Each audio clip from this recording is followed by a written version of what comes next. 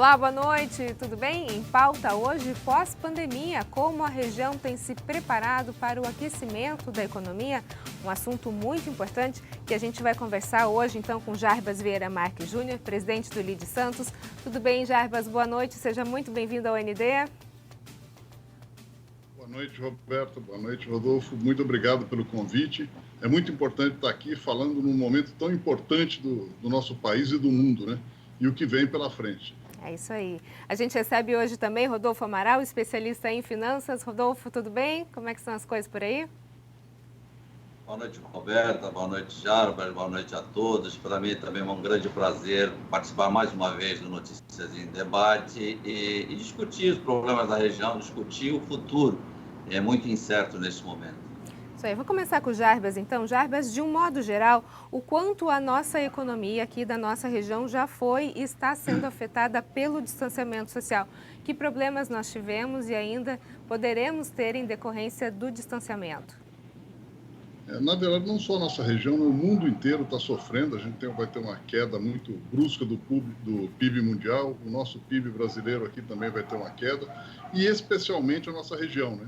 Nós sofremos aqui por alguns fatores, dentre eles o turismo, que é muito forte aqui, um comércio muito forte, mas também a gente sofreu porque a gente teve casos muito altos aqui. Então, chegamos a ser a segunda região com o maior número de incidências do estado. Isso afetou demais a economia, mais de 60 dias parado. Agora a gente está com a abertura dos shopping centers, o comércio um pouquinho devagar, então vai ter um impacto muito grande. Infelizmente, a gente vai ter perdas aí, algumas empresas que já quebraram ou vão quebrar, não vão conseguir se sustentar nesse período, né? Mas tem muitas ações também aí que a gente vai falar no decorrer do programa para recuperar a economia, né? Na verdade, o que está perdido não se recupera, né? Para retomar a economia. E aí, dentro disso que o Jarbas está falando, gostaria de falar um pouquinho com o Rodolfo agora, que ações, que grandes desafios são enfrentados, então, para essa retomada da economia, para esse aquecimento, Rodolfo? Roberto, a gente precisa dar uma quantificada nesses valores para a gente entender a dimensão. A região da Baixada Santista, as 9 cidades juntas, elas somam um PIB equivalente a 1% do PIB brasileiro. O que significa isso? Significaria 72 bilhões de reais por ano ou 6 bilhões de reais por mês. Como nós estamos indo para o terceiro mês aí de praticamente paralisação, ainda que parcial, nós estamos falando de 3 meses que envolveriam aí uma movimentação econômica na região da ordem de 18 bilhões de reais. Se a gente for otimista e falar aí, considerar que o impacto foi da ordem de 50% nessa movimentação, nós ainda assim estaríamos falando, certo, de uma movimentação que deixou de ocorrer da ordem de 9 bilhões de reais. Como a massa salarial, na verdade, representa, em linhas gerais, 30% da movimentação econômica, a massa salarial que deixou aí de circular, pelo menos uma parte dela, é algo em torno de 3 bilhões de reais. É evidente que nessa massa salarial está o funcionalismo público, que neste caso aí responderia por algo nesse período de 700 milhões. Ainda assim, sobrariam 2 bilhões e 300 milhões que deixaram de circular aí com uma boa parcela da população. Isso vai refletir de várias formas. Reflete no atraso do pagamento de imposto, no atraso do condomínio, na queda da renda individual das pessoas. Enfim, o estrago é muito grande, precisa ser dimensionado. Aliás, eu acho que o ponto fraco do combate aí, em nível nacional, mas também aqui na região, foi a demora para se instituir, certo, um gabinete de crise, certo, um grupo técnico que ficasse acompanhando o par e passo e a gente não tivesse que ficar fazendo estimativas em cima de informações indiretas. Daria para ter sido feito isso, as prefeituras não fizeram, o governo do estado não fez. A gente aqui, que lida há 35 anos com análise de dados, tem tido algumas dificuldades, vai buscar essas respostas em função da arrecadação, da apresentação dos balancetes, mas fica mais difícil de se fazer algo com mais precisão por falta de elementos, por falta desse grupo técnico. Agora, Rodolfo, como é que você avalia, então, a ação das prefeituras aqui da nossa região? Você falou sobre a possibilidade da gente ter um gabinete de crise, né? E a falta dessa ação pode ter gerado toda essa insegurança que a gente vê na nossa região, mas isso também a gente percebe que alguns prefeitos aqui das cidades da nossa região, da Baixada Santista, tentaram tomar algumas atitudes e foram impedidos pela Justiça. Quer dizer, na verdade, a gente não tem um único diálogo, um único discurso, né, que possa levar toda a população para um norte só. É verdade, Roberto. Esse entendimento jurídico, aliás, acabou sendo confundido pelas decisões do próprio Supremo Tribunal Federal, porque só existem duas situações jurídicas em que as garantias individuais poderiam ser afetadas. Estado de sítio, estado de defesa, o presidente da República não decretou nenhuma das duas coisas, os governadores se apoderaram do direito constitucional de fazer o que quiser, reproduzir isso com os prefeitos, e aí acabou essa desordem generalizada. Eu diria que até essas medidas que vêm sendo tomadas agora aí de reabertura parcial de algumas atividades econômicas, se você e as pessoas que estão nos vendo consultar o meu Facebook, Rodolfo Amaral, que é público, vai ver que há 70 dias, logo no começo da pandemia, nós fizemos um ensaio econômico sugerindo que 30% da atividade fosse movimentada com naturalidade, com revezamento, inclusive dando caminhos para a liberação de pessoas para o consumo. Enfim, existia uma lógica, uma técnica. E se nós aqui individualmente com os que fizemos, imagina a potência das prefeituras, com técnico, com mais informações, como poderiam ter agido. Não fizeram, lamento, mas ainda há tempo. Vamos tentar recuperar, vamos correr aí para evitar aí que o leite derramado seja mais desastroso para todos nós. Agora, Jarbas, o senhor, enquanto presidente do LIDE, que tem contato com empresários de todos os setores, poderia dizer, nesse momento que a gente passou de isolamento social, agora de reaquecimento da economia, qual foi o setor mais afetado? Com certeza, aqui na nossa região, serviços de uma forma geral, né? Serviços de uma forma geral foi o setor mais afetado, mas aqui na nossa região, gastronomia, né? Gastronomia, hotelaria, turismo. Turismo teve um impacto muito grande, né? Então, muitos restaurantes fechados, os hotéis que não puderam abrir, os pequenos hotéis e pousadas vão sofrer muito, talvez alguns tenham dificuldade de continuidade. Então, esse, para mim, é o segmento que mais está sofrendo. Inclusive, nós formamos um grupo dentro do LIDE, que chama-se Empresário pela Retomada, que reúne o LIDE Santos e unidades do interior do LIDE, que está com um canal direto com o governo de São Paulo, via Invest São Paulo. Semana passada, nós tivemos uma reunião com o Nelson de Souza, presidente da Desenvolve SP, e uma das preocupações dele, que a gente já tem falado há muito tempo, é que o recurso hoje existe. Então, o governo federal libera recurso, o governo dos estados libera o recurso, um pouquinho menos, mas quando chega no banco, a gente tem um modelo hoje de liberar o crédito que não permite que esse dinheiro chegue na ponta. Então, você tem recurso disponível, inclusive hoje, porque o Brasil tá fácil trazer recurso de fora, mas você tem um modelo burocrático que não permite que o dinheiro chegue na ponta. Então, o empresariado, o último número que eu tinha, que era em torno de 14%, recebia, conseguia o recurso que estava demandando, 86% não conseguia. Então, a gente precisa mudar esse modelo para um momento de pandemia, provavelmente com garantias do governo, mas algo tem que ser feito, porque o dinheiro não está chegando na ponta, e tem disponibilidade do dinheiro. E setores, como o setor de turismo, que é o nosso aqui, que está parado no mundo inteiro, está sofrendo demais. A gente tem uma expectativa de uma recuperação do turismo a partir do ano que vem, porque vai ter o primeiro ponto, né? O brasileiro que gosta de viajar para o mundo, aliás, as viagens internacionais vão reduzir muito. E o brasileiro que gosta muito de sair, então eu vou comprar um relógio. Em vez de eu comprar meu relógio aqui, eu vou para Miami, compro o relógio e volto com ele para cá. Vou comprar um tênis, faço a mesma coisa. Então, a gente vai ter esse dinheiro que ia para fora, vai ficar aqui. Então, vai ter o turismo nacional. O turismo de luxo, esse aí, o consumo de luxo. A gente tem visto fora do país que quem está retomando já está com alto consumo no luxo. Porque nesse período de quarentena, as pessoas guardaram dinheiro, né? E tem uma ansiedade muito grande em consumir. Então, acho que o turismo é o primeiro impactado. Inclusive, amanhã, nós estaremos com o secretário de Turismo do Estado de São Paulo discutindo essas ações. Então, já existe um plano do governo para 21, 22, de recuperação do turismo, mas a nossa região vai levar suas demandas. O que tem que ser ajustado a esse plano? O que nós podemos fazer? Esse é o primeiro contato que nós estamos tendo com o governo estadual. Estamos buscando também um contato com o governo federal. Aqui na região tem várias associações comerciais, CDL e outras entidades que já estão trabalhando regionalmente. O que o LIDE está fazendo? Está buscando essas relações externas, indo para fora. E nós temos agora, nesse momento, 6 frentes.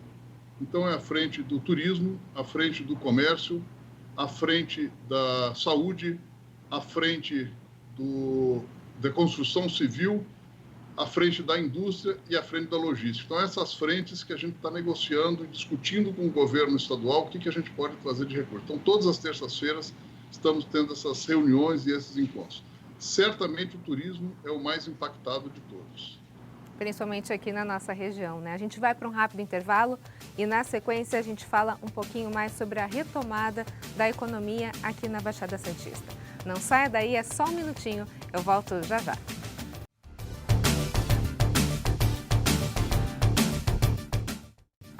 O ND está de volta e o nosso assunto de hoje é pós-pandemia, como a região tem se preparado para o aquecimento da economia. E sobre esse assunto a gente está conversando com Jarbas Vieira Marques Júnior, presidente do LIDE Santos, e com Rodolfo Amaral, especialista em finanças. Bom, Jarbas, eu já perguntei para o Rodolfo, agora eu gostaria de saber a sua opinião enquanto empresário. Como é que está sendo, você falou no bloco anterior, o seu diálogo com relação ao governo do estado. Agora, como é que tem sido o diálogo dos empresários com os prefeitos da nossa região?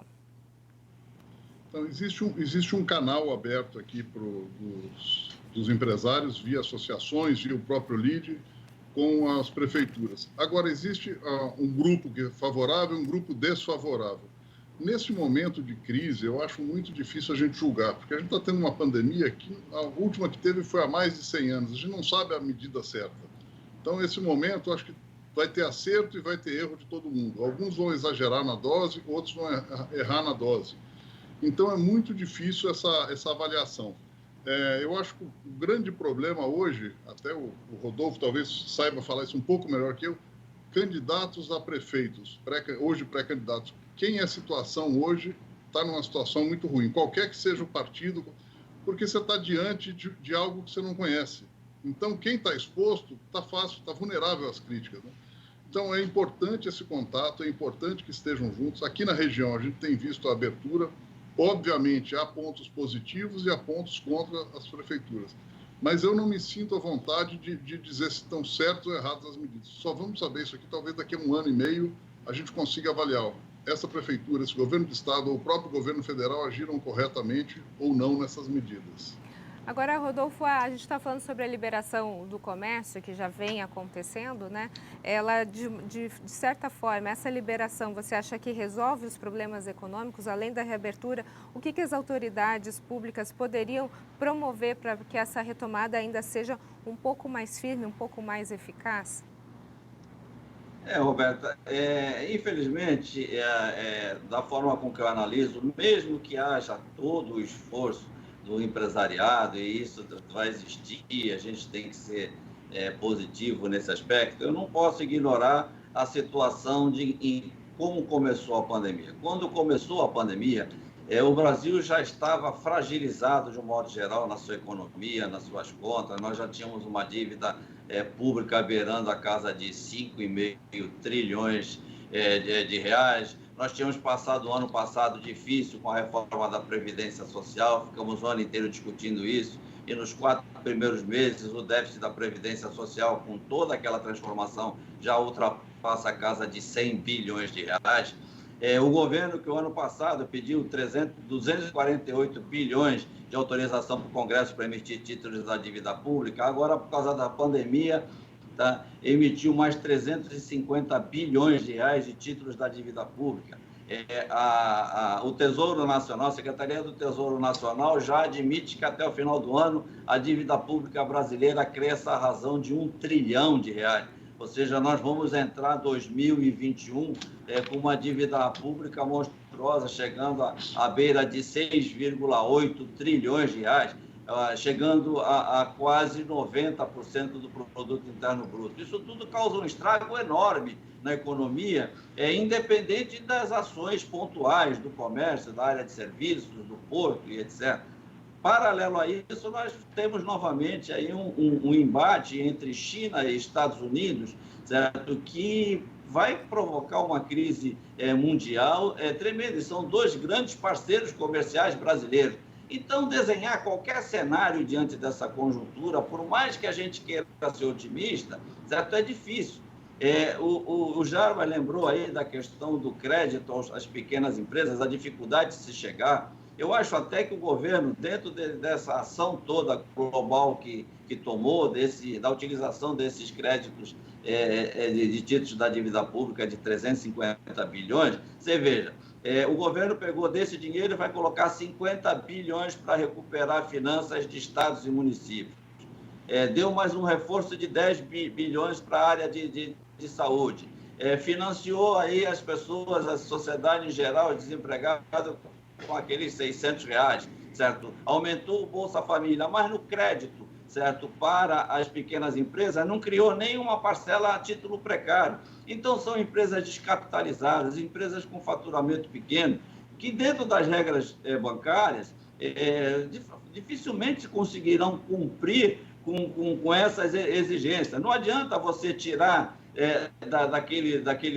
daquela monta de dinheiro compulsório, que é os depósitos à vista que o governo, o Banco Central, segura para enxugar a economia. Não adianta colocar mais crédito disponível se aquele que tem condições que precisa tomar esse crédito não tem comprovação, certo? Às vezes não tem nenhum patrimônio para colocar como garantia. Então, nós precisávamos ter, dentro dessas linhas de crédito, um pedaço dela que ainda fosse a título precário, ou seja, é um incentivo, injeção na veia do pequeno e médio empresário. Isso não ocorreu. E é desastroso, porque é um segmento que emprega muito, que vai ter dificuldades de recuperação, certo? Não vai ter tempo para isso, há uma tendência das pessoas, quando voltar à normalidade, em função de se descapitalizarem, de certa forma, em determinado período, principalmente os profissionais liberais, os autônomos, porque que vivem do dia a dia daquilo que trabalham, que ganham. Então, esses cenários eles são muito nebulosos. Eu até acho, e o Jarbas tem condições, através da LIDE, que reúne um grupo seleto de empresários, certo? De tentar minimizar essa situação, produzindo efetivamente um plano de negócio. Eu acho que chegou a hora daqueles empresários mais experientes, das empresas mais experientes, falar o seguinte: bom, como é que a gente ajuda a reconstrução desse cenário? Alguém precisa fazer alguma coisa. Se a gente ficar sentado esperando que as coisas aconteçam, eu acho que vai demorar muito mais. Nós já sacrificamos, só nos primeiros 2 meses, 10 mil empregos na nossa região, certo? Pelo menos do ponto de vista do mercado formal. Se a gente for no mercado informal, a coisa, certo, é assustadora. Então, eu acho que alguma coisa prática e objetiva precisa ser feita. E agora, unindo toda a sociedade. Como o Jarbas disse, os prefeitos, uns acertaram, os outros erraram, o governador errou e tal, mas não adianta chorar o leite derramado. Nós temos que colocar a mão na massa e tentar, de uma forma conjunta, de uma forma serena, sóbria, buscar caminhos. Então, a gente vai para um rápido intervalo e, na sequência, a gente fala sobre essa reconstrução do cenário. É só um minutinho, não saia daí, eu volto já já.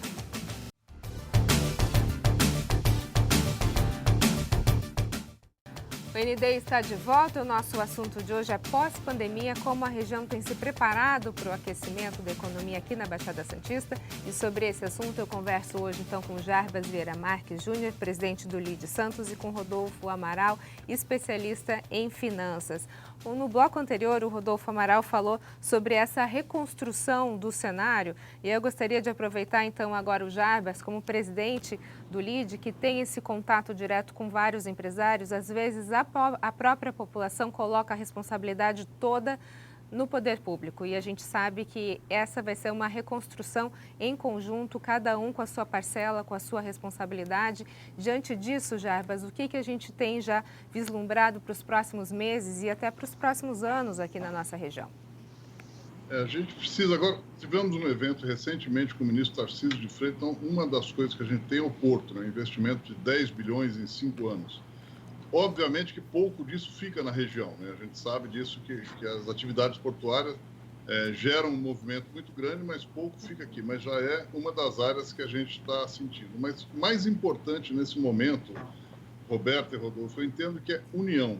E a gente está vendo hoje no poder público, de uma forma geral, e aqui sem juízo de valor, tá?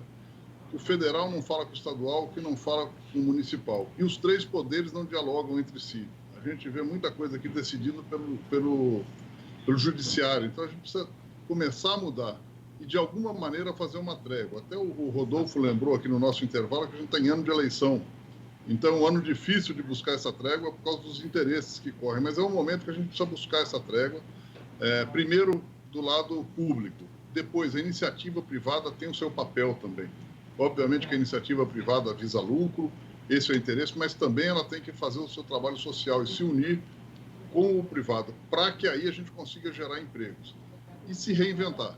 Obviamente, a gente vai ter um mundo bastante diferente pós-pandemia.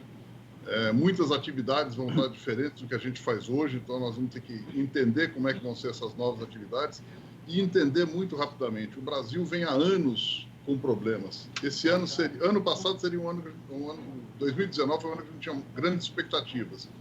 Elas se frustraram no final do ano, com um crescimento próximo de 1%. 2020 seria um bom ano, com a pandemia vai ser um ano ruim, e aí globalmente. Então, a gente precisa agora juntar força, reunir. Eu acho que o empresariado, entendo que o empresariado tem um papel fundamental até para provocar o poder público, para fazer essas mudanças. Rodolfo, em um minutinho, expectativas futuras, o que a gente pode esperar para os próximos meses, próximos anos? Roberto, eu diria que a gente tem que partir de algum ponto, e principalmente de um ponto que seja avançado, e eu citaria 2 modelos interessantes. No Litoral Sul, a gente tem ainda, de uma forma precária, andando por questões de natureza ambiental, o projeto Andaraguá, que é um projeto que pode gerar atividade econômica, emprego, a curtíssimo prazo. E no Litoral Norte, nós temos a 3ª fase da Rivera de São Lourenço, que são investimentos que somam algo em torno de 15 bilhões de reais. E muito pouca gente sabe dessa dimensão desse processo. Eu acho que as autoridades agora têm que se concentrar nesses 2 grandes projetos de grandeza, já que nós temos problemas com o polo industrial de Cubatão, ameaças de desemprego na Uzi Minas. O Porto tem essas atividades, mas como o Jarbas disse, na verdade, muito se faz e sai daqui esses investimentos. Enfim, eu acho que a gente tem que ser bem objetivo, bem pragmático, bem direcionado, e eu acho que a LIDE, nesse contexto, vai ter um papel importante de divulgar esses caminhos e percorrer, e naquilo que depender de todos nós estaremos abraçando, porque todos nós defendemos a nossa região. Jarbas, Rodolfo, muito obrigada pela participação de vocês, sucesso aí nos próximos meses e nos próximos anos, que a gente sabe que vai precisar de força aí nessa economia. Muito obrigada. Obrigado, Roberto. Obrigado, Rodolfo, pela presença. Obrigado ao público. Um grande abraço a todos. Muito obrigada. O ND fica por aqui. Uma ótima noite para você. Fique agora com o Jornal da Band. A gente se vê. Até mais.